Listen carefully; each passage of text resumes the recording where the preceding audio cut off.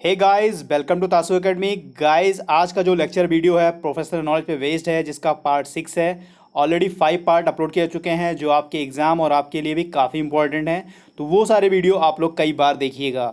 अगर आज आप चैनल पे नए हैं तो चैनल को सब्सक्राइब ज़रूर करिएगा, बेल आइकन दबाना ना भूलिएगा। वीडियो को लाइक करिएगा, अपने दोस्तों के साथ शेयर करिएगा, कमेंट करके बताइएगा वीडियो आपको कैसा लगा।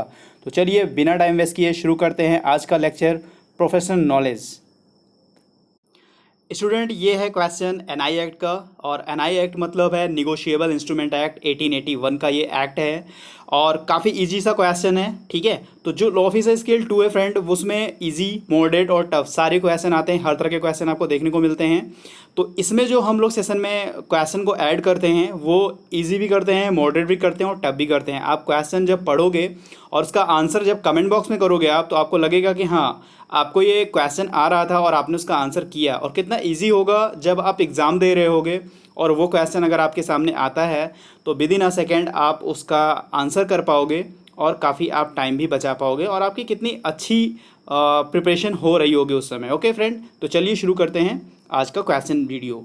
और गाइज, आपसे रिक्वेस्ट ये भी है कि आप वीडियो जरूर देखते हैं तो एक लाइक ज़रूर किया करिए वीडियो को, जिससे मुझे मोटिवेशन मिलता है। ओके फ्रेंड, तो पहला क्वेश्चन है कि the negotiable instrument act 1881 came into effect on, ठीक है।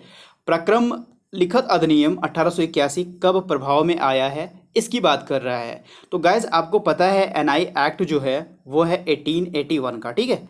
लेकिन बात कर रहा है केम इनटू इफेक्ट कब आया है, प्रवृत्त में कब हुआ है ये। तो ये 1 मार्च 1882 को, ठीक है, इफेक्ट में आया है। यानी 1 मार्च 1882 को ये प्रवृत्त हुआ है, ठीक है। ये चीज़ें आपको मिलेंगी कहाँ, जब आप एनआई एक्ट का सेक्शन 1 आप पढ़ रहे होंगे, ठीक है। वहाँ पे चीज़ें आपको बताई हैं कि ये जो एक्ट है, ये एक्ट केम इनटू फोर्स, यानी came into force on the first day of March 1882 को ये केम इनटू हुआ है, ठीक है फ्रेंड। तो ये क्वेश्चन ईजी था, लेकिन काफ़ी कन्फ्यूजन है। 1881 भी दिया है, बहुत लोग मार्क 1 मार्च 1881 ही करते हैं। तो आपको ऐसा नहीं करना है, बिल्कुल आपको ऐसा नहीं करना है।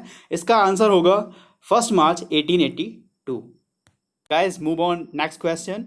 गार्नेसी ऑर्डर, ठीक है, आप लोगों ने नाम ये सुना होगा। Garnishee order is issued under which section of CPC 1908 यानी 1908।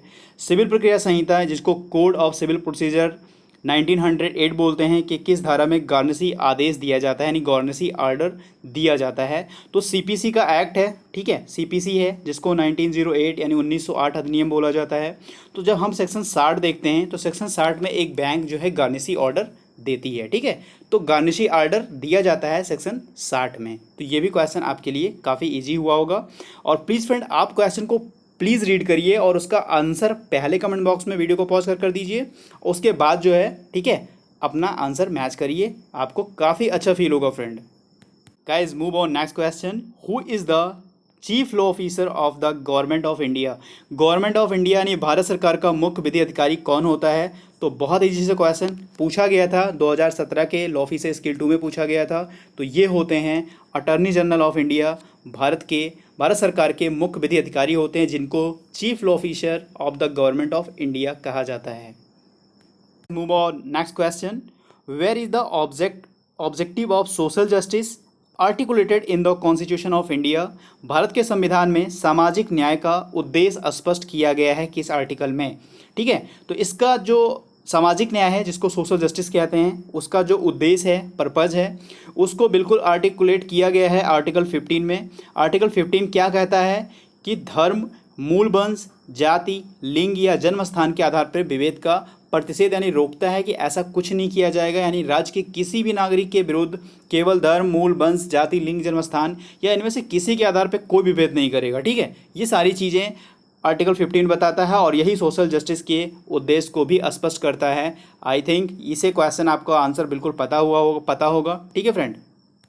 Guys, next question. Which is not included as a fundamental right in the Indian constitution.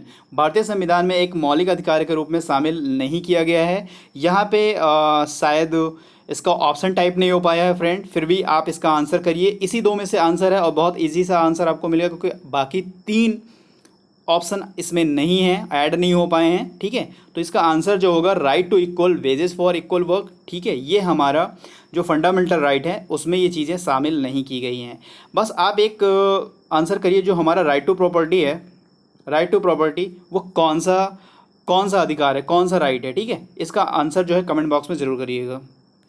Guys अब बात करेंगे which of the following debt is not considered for recovery by debt recovery tribunal, ठीक है। जो हमारा DRT है उसके द्वारा कौन सा जो ऋण है, ठीक है, वो वसूल नहीं किया जाता है। कहने का मतलब है ऋण वसूली न्यायाधिकरण द्वारा वसूली के लिए निम्नलिखित में से कौन सा ऋण जो होता है, डेट जो होता है, लोन जो होता है, वसूल नहीं किया जाता है। तो यहाँ पर्सनल एसेट्स है, लैंड है, इंडिविजुअल मॉर्गेज प्रॉपर्टी है, हाउस ऑफ बोरोवर है, और debt due to staff of the bank है। तो डीआरटी जो हमारा डीआरटी एक्ट है, ठीक है, उसके अकॉर्डिंग कौन सा इसमें से जो है, ठीक है, चीज़ें हैं जिनको रिकवर नहीं किया जाएगा। इसका आंसर आप कमेंट बॉक्स में करिए। इसका आंसर होगा डेब्ट due to staff of the bank. अगर कोई स्टाफ ऑफ द बैंक का जो डेट है, जो ड्यू है यानी बकाया है, ठीक है, उसको डीआरटी के द्वारा, ठीक है, क्या नहीं किया जाएगा, रिकवर नहीं किया जाएगा, यानी वसूल नहीं किया जाएगा। तो एक छूट यहाँ पे देखिए बैंक लोगों को मिलती है, ठीक है, जो डीआरटी के अंतर्गत नहीं आता है। ये भी क्वेश्चन पुटअप किया गया था आपके एग्जाम में, जो काफ़ी इंपॉर्टेंट है, ठीक है। यहाँ देख लीजिए, पर्सनल असेट्स किसी का भी हो अटैच कर लेते हैं और उससे रिकवर कर लेते हैं, लैंड से भी कर लेते हैं, इंडिविजुअल मॉर्गेज प्रॉपर्टी हो उससे भी कर लेते हैं। और अगर हाउस ऑफ द बोरोवर है, बोरोवर ने भी अगर किसी अपने हाउस को मॉर्गेज करके या उसको गारंटर के तौर पर रख कर अगर उसने उससे लोन लिया है, ऋण लिया है, तो वो भी उससे भी रिकवर डीआरटी कर लेते हैं, ठीक है। तो ये हुआ आपका आंसर, डेब्ट due to staff of the bank. Guys ये क्वेश्चन काफ़ी इंपॉर्टेंट है, ठीक है। इसमें सबसे पहले जो हम लोग बात करेंगे सरफेसी एक्ट की, जो मैं अभी आपको डिटेल लेक्चर हर एक जो इम्पोर्टेंट है, लगभग काफ़ी क्वेश्चन जिस एक्ट से पुटअप होता है, ठीक है, उनका मैं आपको इंडिविजुअल लेक्चर दूंगा, उस पर मैं काम कर रहा हूं और आपको जल्द ही ये सारी चीज़ें देखने को मिलेंगी। बट हम बात कर रहे हैं सरफेसी की, ठीक है। सरफेसी का सबसे पहले आप इंटरव्यू के पर्पज़ से भी और अपने एग्ज़ाम के पर्पज़ से भी, दोनों पर्पज़ से भी आप सरफेसी का फुल फॉर्म ज़रूर याद रखें। आप शीशे के सामने खड़े हो जाएं, किसी के सामने खड़े हो जाएं और इसका जो फुल फॉर्म है वो ज़रूर याद रखें कि आपसे कभी भी कोई पूछे इसका आंसर बिल्कुल मतलब साफ साफ आप बता सकें कि सरफेसी का फुल फॉर्म क्या होता है। Securitisation and reconstruction of financial assets and enforcement of security interest act 2002, ये पूरा इसका नाम है। सरफेसी क्या करती, कैसे वर्क करती है, इसका वीडियो आपको ज़रूर मिलेगा, ठीक है। चलिए हम क्वेश्चन की बात करते हैं कि जो सिक्योरिटी इंटरेस्ट है define in which section of SARFAESI act 2002, यानी सरफेसी अधिनियम के किस भाग में नहीं, किस धारा में, ठीक है, सुरक्षा हित यानी सिक्योरिटी इंटरेस्ट डिफाइन किया गया है, परिभाषित किया गया है, ठीक है फ्रेंड। तो ये है आपका आंसर क्या होगा, आंसर जो होगा सेक्शन 2ZF में आपका सिक्योरिटी इंटरेस्ट डिफाइन मिलेगा। वहाँ जाकर जरूर आज पढ़िएगा और उसे मार्क करिएगा कि सिक्योरिटी इंटरेस्ट आखिर में होता क्या है।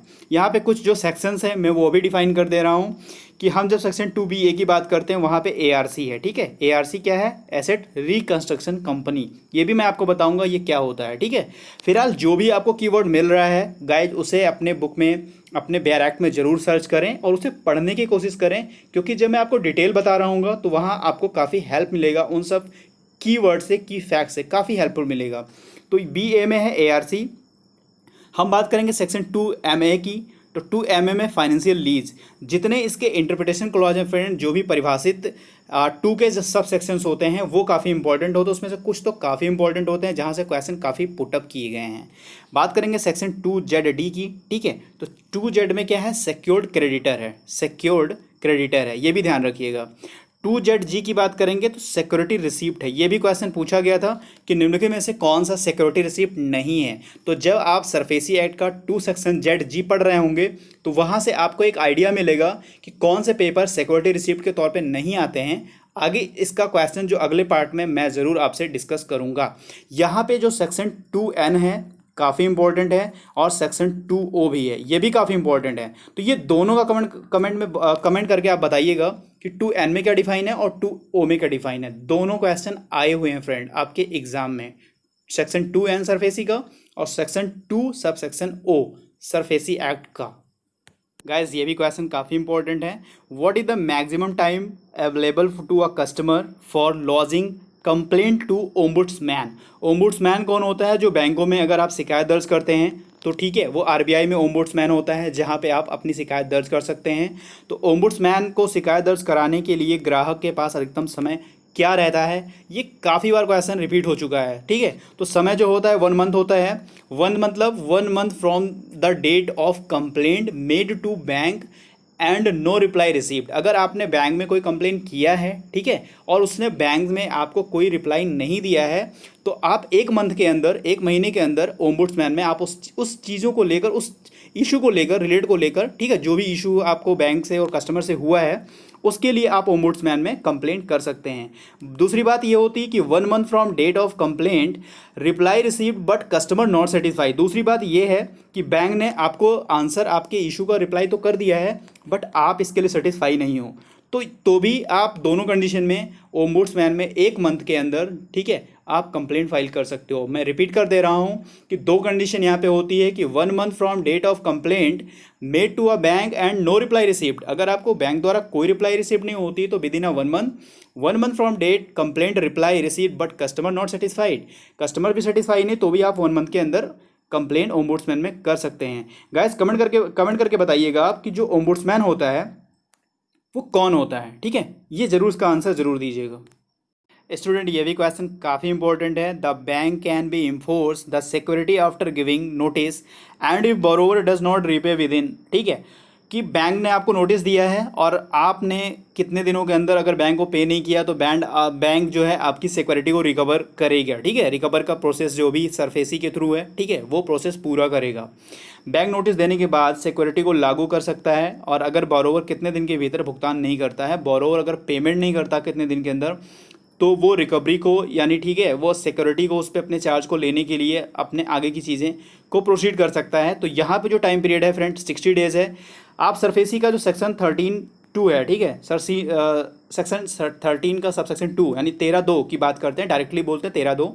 इसमें जो 60 दिन का नोटिस पीरियड है, कब, जब आपका चेक पहला डिफ़ॉल्ट हुआ, ठीक है, पहला आपने डिफ़ॉल्ट किया, उस डिफ़ॉल्ट के, ठीक है, डिफ़ॉल्ट कब, यानी आपके 3 इंस्टॉलमेंट यानी 90 डेज़ अगर आपने कोई इंस्टॉलमेंट पे नहीं की 90 डेज़ में, तो वो अकाउंट आपका एनपी हो गया। ठीक है, समझ पा रहे हो। देखो कोरिलेट करो, आपने कोई लोन लिया है और आप पर मंथ जो है कुछ पे कर रहे हैं बैंक को, एक इंस्टॉलमेंट पे कर रहे हैं, बट किसी वजह से, किसी प्रॉब्लम की वजह से आपने 3 ईएमआई जो है बैंक की पे नहीं की, यानी 90 दिन तक आपने कोई इंस्टॉलमेंट पे नहीं किया, तो वो अकाउंट जो है एनपी अकाउंट हो जाता है। ठीक है, एनपी अकाउंट हो जाता है। फिर बैंक क्या करती है, रिकवरी के लिए 13(2) में यानी सरफेसी 60 दिन का नोटिस देती है, 60 दिन का नोटिस देती है, और अगर 60वें दिन आप उस लोन को भुगतान नहीं करते हैं, पे नहीं करते हैं, तो 61वें दिन यानी अगले दिन, ठीक है, बैंक उस पर चार्ज ले लेती है और अपने रिकवरी का प्रोसेस स्टार्ट कर सकती है। यहाँ पे 2-3 चीज़ें आपको बताना है कि एनपीए का पूरा नाम क्या है। ठीक है फ्रेंड, एनपीए का पूरा नाम क्या है, और 13(2) जरूर पढ़िएगा, वहाँ पे आप नोटिस पीरियड जो 60 डेज ये ज़रूर देखिएगा। ठीक है स्टूडेंट, ये भी क्वेश्चन काफ़ी इंपॉर्टेंट है कि effective from 15 March 2003 the IT act 2000 यानी information technology act 2000 has been amended so as to bring which of the following instrument within its purview. ठीक है, कहने का मतलब 15 मार्च 2003 से प्रभावी आईटी अधिनियम 2000 में संशोधन किया गया ताकि निम्नलिखित में से कौन सा साधन, ठीक है, कौन सा मीन्स इसके दायरे में लाया जा सके। तो आप क्वेश्चन जो कह रहा है कि 15 मार्च 2003 को कुछ अमेंड किए गए थे आईटी एक्ट में जो 2000 का है, तो उसमें कौन से ऐसे अमेंडमेंट किए थे कि जिसकी चीज़ों को मतलब उसके दायरे में लाया जा सके। तो यहाँ पे 2 चीज़ें थी फ्रेंड, एक इलेक्ट्रॉनिक चेक था, दूसरा ट्रंकेटेड चेक था, यानी इसका आंसर होगा बोथ, 1 और 2 दोनों होगा। तो यानी इलेक्ट्रॉनिक चेक और ट्रंकेटेड चेक दोनों को अमेंड करके 15 मार्च 2003 में आईटी एक्ट में शामिल कर दिया गया था। ठीक है, 2 चेकों को, यानी अगर आप चेक की बात करते हैं तो ये कमेंट करके बताइएगा जो एनआई एक्ट है अभी मैंने पढ़ाया है वो उसमें किस सेक्शन में चेक डिफाइन है। ठीक है, तो जब वहाँ चेक पढ़ रहे होंगे आप तो वहाँ इलेक्ट्रॉनिक चेक और ट्रंकेटेड दोनों का, क्योंकि ये अमेंड हुआ था आईटी में, ठीक है, तो वहाँ पे आपको ये मेंशन मिलेगा अगर आप नई बेयर एक्ट लेकर आए होंगे तो। चूँकि ये 2003 में अमेंड हुआ था तो आपके पास उस 4, 5, 6, 7, 8 की भी अगर होगी तो भी चल जाएगा। ठीक है, तो इलेक्ट्रॉनिक चेक और ट्रंकेटेड चेक, आप एनआई एक्ट का सेक्शन कौन सा है जिसमें चेक को डिफाइन किया गया है, कमेंट में ज़रूर बताइएगा। ये भी क्वेश्चन काफ़ी इंपॉर्टेंट है। In case of an instrument which is drawn and executed outside India, ठीक है, कोई इंस्ट्रूमेंट है, ठीक है, जो एक्सक्यूट किया गया है outside India, in what time period it should be stamped entering in India. अगर वो इंडिया में एंटर होता है, ठीक है, तो क्या टाइम पीरियड होगा कि उस पर स्टैम्प किया जाएगा। एक दस्तावेज के मामले में जो भारत के बाहर बनाया गया, निष्पादित किया गया, किस समय की अवधि में इसे भारत में प्रवेश करने पर मुहर लगाई जानी चाहिए, ये गवर्न करता है कौन सा एक्ट, रजिस्ट्रेशन एक्ट, ठीक है। रजिस्ट्रेशन एक्ट का ये क्वेश्चन है जहाँ पे टाइम पीरियड पूछा गया है कि अगर कोई डॉक्यूमेंट है जो आउटसाइड इंडिया, ठीक है, एग्जीक्यूट किया गया है और जब भी वो भारत के अंदर इंटर करता है तो जो टाइम पीरियड होगा वो टाइम पीरियड होगा 3 मंथ, 3 मंथ होगा with in 3 month of entering in India, ठीक है, 3 मंथ होगा। वैसे अगर हम रजिस्ट्रेशन एक्ट की जब बात करते हैं तो वहाँ कोई भी टाइम पीरियड जब पूछता है तो वहाँ आंसर हम लोग 4 मंथ मार्क करते हैं। लेकिन 2 कंडीशंस ऐसे हैं जहाँ पे हम 3 मंथ मार्क करते हैं। तो पहली कंडीशन ये हो गई और दूसरी कंडीशन हम अगले क्वेश्चन के अगले वीडियो के क्वेश्चन में डिस्कस आपसे ज़रूर करेंगे, ठीक है फ्रेंड। तो स्टूडेंट आज के वीडियो में बस इतना ही, ठीक है। मिलता है नेक्स्ट वीडियो में। God bless you to all, thank you for watching.